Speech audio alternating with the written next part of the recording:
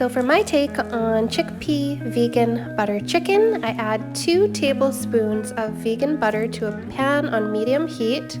Melt that down, add half a diced large onion, finely diced. Just want to cook that on medium heat for about 3 to 4 minutes. Then you can add in a tablespoon of minced ginger, 3 cloves of minced garlic, cook those for another 1 minute. It doesn't take long to cook these. Then you can add in your spice. I add a heaping tablespoon of butter chicken blend spice, 6 tablespoons of tomato paste.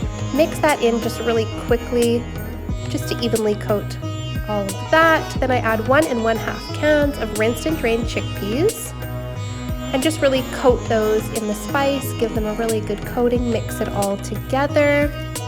Then you can add salt if it's not already in your spice blend. 1 can of full fat coconut milk. Mix that all in together, cook it for about 10 minutes. And you can add a little bit of hot chili powder if you like it spicier, 10 ground up cashews if you like it creamier. It just gives it a really nice creamy taste with those cashews. Then you can serve with fresh cilantro and rice or naan.